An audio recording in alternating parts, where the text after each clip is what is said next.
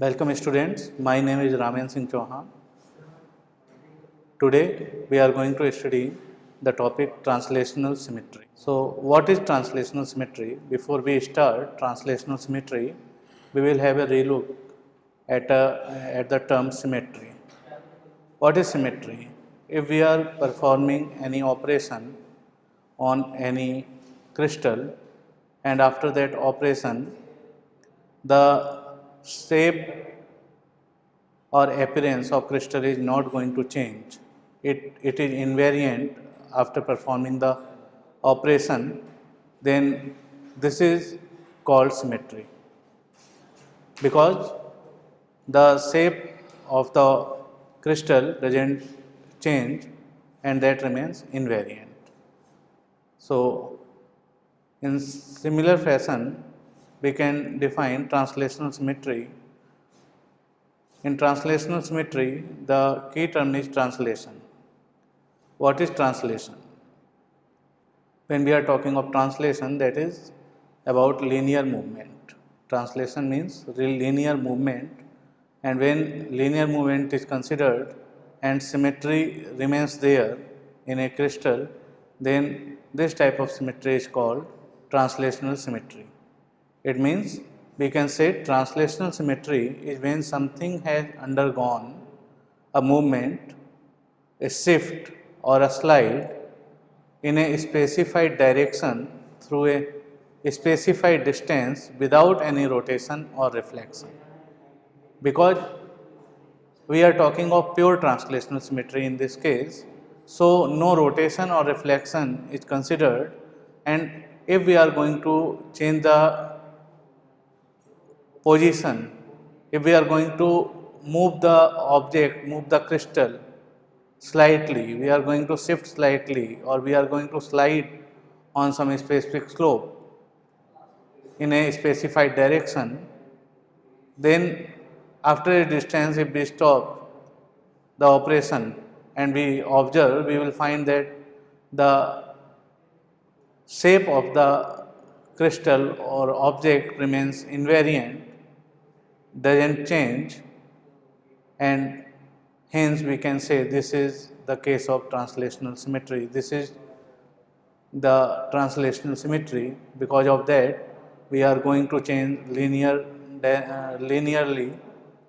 the location of an object, and we are finding that there is no change in the object. In translational symmetry, the distance between points within the figure will not change. Means if we are having 2 points, they are some distance apart, and we are going to give them a translation, or we are going to change them linearly, there will be no change between the distance of the 2 points which were considered. The angle within the figure will not change. That is, if we are taking some crystal and it is having some specific angle between 2 branches or 2 sides of the crystal, that angle will also not change. The size and shape of the figure will not change. In translational symmetry, if we are considering the size and shape, that size and shape will not change in translation. The only thing that changes is its location. The only thing which we can consider that we are going to give some translation, we are going to shift the object or crystal linearly, so the starting point will shift by some distance which we apply, and so we can say only the thing which is going to change is the distance, because we shifted the object or crystal by some distance. Other things remain same. So let us consider this translational symmetry with the help of an example. And that example will consider a house with smoke coming out of the chimney. Here we can see this is a house. This is a house in which there is a chimney and the smoke is coming out. We are seeing these dots as particles of smoke. So now what we are going to change here, if we copy and paste this house towards left, towards right, up, down. So what we will find? We will find some specific shape, and which will be a similar shape if we are considering. So here what we did, the house on the left has been translated up and right to create another house. It has been translated down and right to make another house. If we perform the same translation on each of the new houses, the pattern would continue. And if in the same manner we are going to construct the houses, we are going to copy paste, or we are going to move another house, create another house, similar house on left, right, up, down, we will find a similar pattern.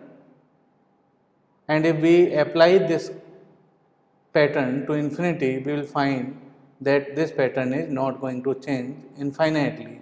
And if we apply some translation, we change the distance linearly, then we will find that there is no change in the pattern till infinity.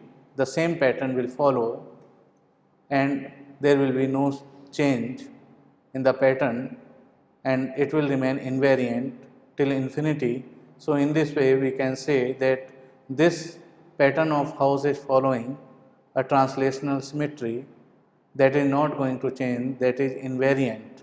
So we can say from here with this argument that translational symmetry is only a characteristic of infinite patterns, that translational symmetry is related to infinite pattern, because if we are going to change the object, the crystal, from one position to another position, and if we are going to change it to infinity, the pattern will remain same.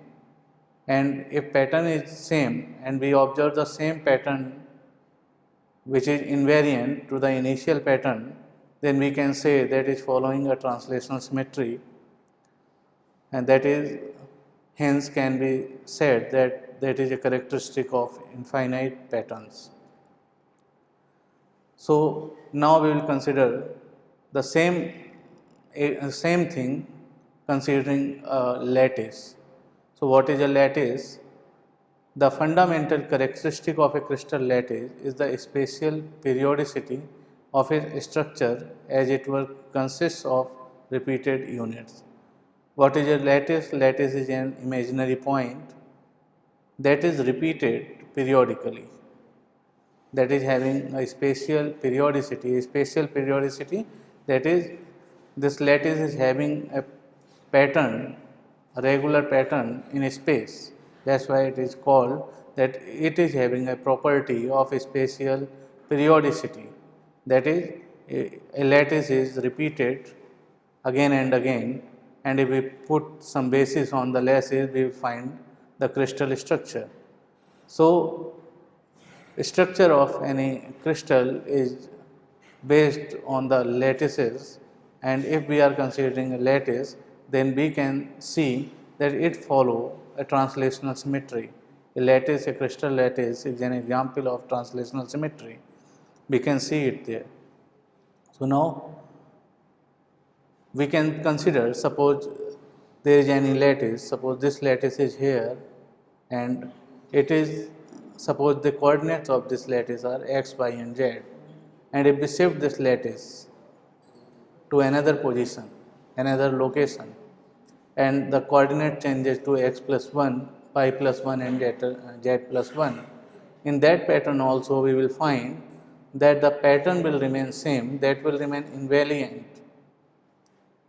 And when the pattern is same and invariant, even we apply some translation to the pattern, then we can say that this is following a translational symmetry. So here we can also consider that lattice may be divided by three families of parallel planes into identical parallel pipes containing equal number of atoms arranged in the same manner.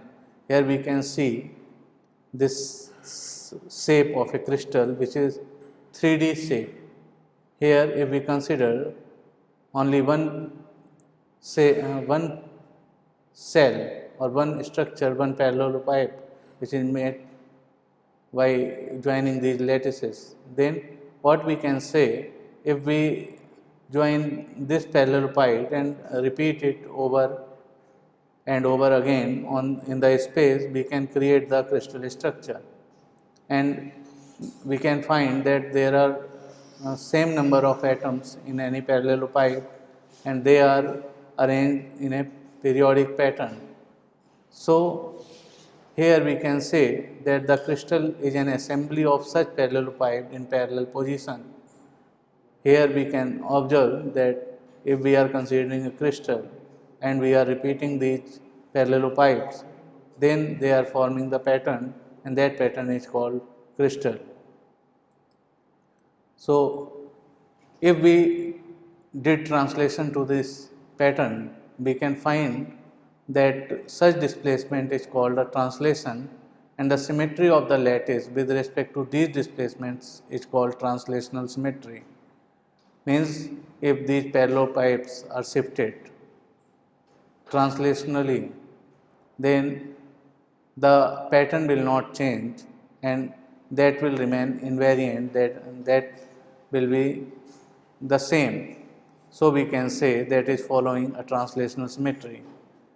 The smallest parallelepiped which can be repeated to form the entire crystal lattice is called the unit cell of the lattice. Here we can consider, or we can define the unit cell in different manner, that smallest parallelepiped which is repeated to form the entire crystal lattice is termed as unit cell in this case.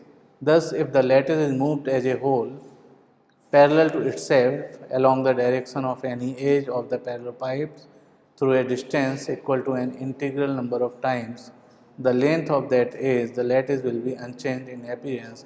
We can say that if we are moving a lattice parallel to itself in any direction, in a specified direction or in a particular direction along the edge, and the parallelepiped through the parallelepipes integral number of times, that is we shift lattice by x plus 1, x plus 2 or x plus 3 in one direction.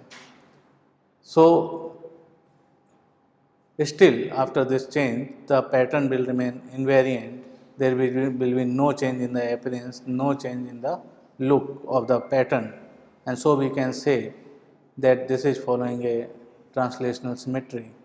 The size and shape of the cell and the arrangement of the atoms in it completely determine the structure of the crystal. So we can say that size and shape of this cell, now the parallelepiped or the unit cell which we define in the arrangement, that determine the structure of the crystal. So now we can take on unit cell. What is unit cell in terms of parallelepiped? Before we have discussed unit cell in previous classes, but here also we will have a relook at the unit cell in terms of parallelepiped. In three-dimensional space, the equivalent repeat unit is a parallelepiped which is known as the unit cell. Otherwise, what is a unit cell? Unit cell is a repeated unit. If we repeat that unit in a space, then that unit will fill the space and form the structure of a crystal. That is the fundamental unit we define, and if it is repeated in a space, that will form the crystal. So here that is equivalent to a parallelepiped, and if we repeat this parallelepiped in three-dimensional space, if we fill this three-dimensional space with this parallelepiped, then this is called the unit cell. Now there are three translations because we are considering this three-dimensional pattern, and there are three axes A, B and C, and the translations in this pattern in this unit cell can be determined by three non-coplanar vectors A, B and C. These are non-coplanar, means they are not in the same plane, they are in different planes. Here we can see that this is A vector, this is vector B, and this is vector C. And here the angles between these vectors or these translations, if we check between B and C, between vector B and vector C, the angle is alpha. Between vector C and vector A, the angle is beta, and between vector A and vector B, the angle is gamma. These are interaxial angles, and they are determined for vectors B and C, C and A, B. Now we will take on some more points, some additional points. They are point groups, space groups, etc. So here we can consider repetition of an object. For example, an atom or group of atoms in a crystal is carried out by operations of rotation, reflection or inversion and translation. So we know if we want to do the repetition and if we want to carry out symmetry operations, then we can change or we can change the orientation, we can repeat the object by different operations like rotation. In rotation we rotate about an axis, and reflection or inversion we reflect or we use mirror images, and in translation we shift or we change linearly. So now we will talk of point groups. Point groups are the consistent combinations of rotations and inversions that can occur in crystals. Like water point groups, they are combinations of rotations and inversions, and the possible transitions that can occur in crystal produce the 14 Bravais lattices or space lattices. By point groups we are talking, they can produce 14 Bravais lattices or space lattices. If we are combining rotation or inversion with translation, that produce space group. What are space groups? Space groups are produced when rotation is mixed with translation or inversion is mixed with translation. If we are having any crystal and we are applying rotation as well as translation, or we are using reflection as well as translation, then these are termed as, or then space groups are produced. And there are 230 different crystallographic space groups, and each one gives the fullest description of symmetry elements present in a crystal possessing that space group. So we can say there are 230 different space groups in 3D, 3 dimensions, that describe symmetry elements.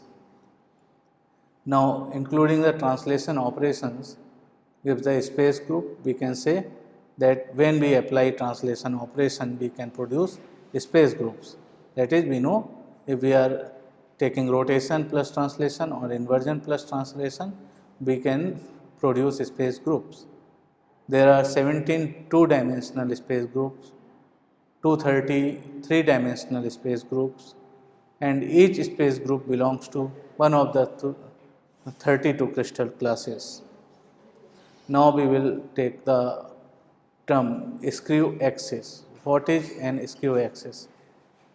What is an skew axis? When we combine rotation with translation, suppose we are having some object that is rotating, and we along an object is rotating along an axis, and also there is some translation. Like here we can see this helical. In this helical, the rotation is there, and also this translation they are shifting. So this type of axis is called skew axis, and this involves repetition by rotation about an axis together with translation parallel to that axis. Now we will talk of glide plane, that is another important term. Similarly, a repetition by reflection in a mirror plane may be combined with a translational component parallel to that plane to produce a glide plane. Here we can see that there is a mirror plane, we are getting some reflection, and then we are shifting, there is some shifting along linear direction, then this type of plane will give a glide plane. Here we can say C glide plane perpendicular to the B axis. So these are some important points related to translational symmetry. So this is all for today. In next class we will cover the next topic. Thank you.